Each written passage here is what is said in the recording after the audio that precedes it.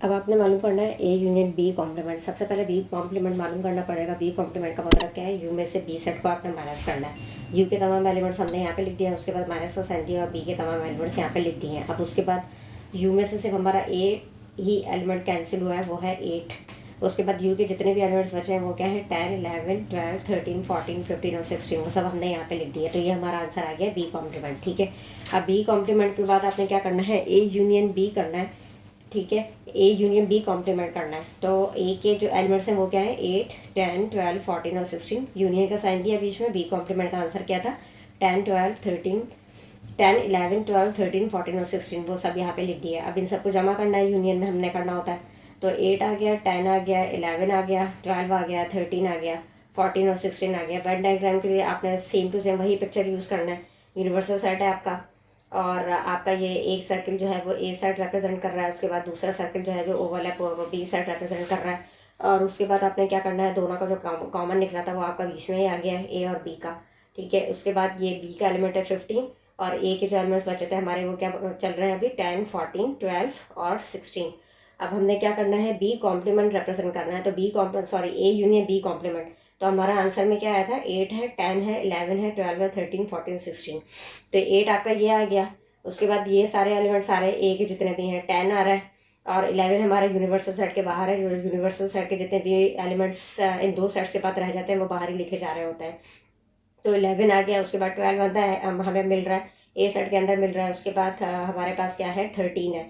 तो 13 जो है वो यूनिवर्सल सेट के बाहर लिख देंगे, क्योंकि दोनों सेट्स में इसका जिक्र नहीं आ रहा है, दोनों सेट में नहीं आए, यूनिवर्सल सेट का मेंबर है ये। उसके बाद क्या है आपका, 14 है, और 14 के बाद 16 है, जो कि हमें ए के एलिमेंट में मिल रहा है।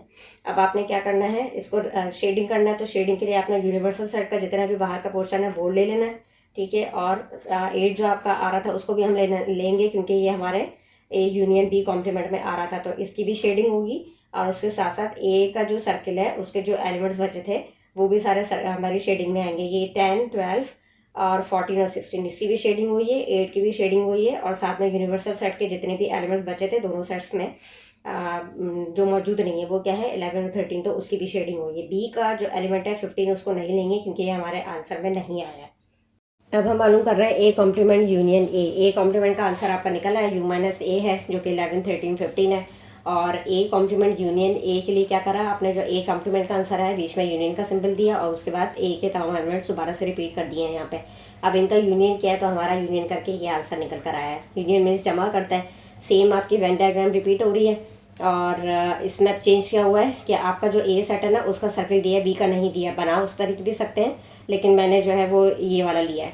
ठीक है, इस तरीके से जो वेन डायग्राम ड्रॉ होना है, वैसे आप जो है ना ओवरलैपिंग वाला भी यूज़ कर सकते हैं। अब मेरे आंसर में क्या क्या चीज़ें आई हैं, 8 है, 10 है, और 11 है, और 12 है, 13 है, 14 है, 15 है और 16 है। तो पूरा का पूरा वेन डायग्राम जो है वो आपका कलर में आ गया है। ठीक है, और अगर आप जो है वो ओवरलैपिंग वाला बनाएंगे ना, तब भी आपका ये पूरा का पूरा जो है वो कलर में ही आ जाएगा, कोई भी एलिमेंट आपका बचेगा नहीं। अभी हमारा आखिरी पार्ट है इसका, बी कॉम्प्लीमेंट इंटरसेक्शन बी मालूम करना है। तो बी कॉम्प्लीमेंट में आपको जो है वो यू में से बी माइनस करना है। मैंने डायरेक्ट इसके एलिमेंट्स लिख दिए हैं। ठीक है, पीछे सॉल्यूशन में आप इसको देख लीजिएगा डिटेल में किस तरीके से हुआ है। जो भी आंसर था तो वो यू के एलिमेंट्स बचे हैं हमारे, जो हमने लिख दिए हैं यहाँ पे। अब बी कॉम्प्लीमेंट का इंटरसेक्शन करना है अपने बी से। तो आपका बी कॉम्प्लीमेंट का आंसर जो था वो लिखा है इंटरसेक्शन, और बी के एलिमेंट्स लिख दिए।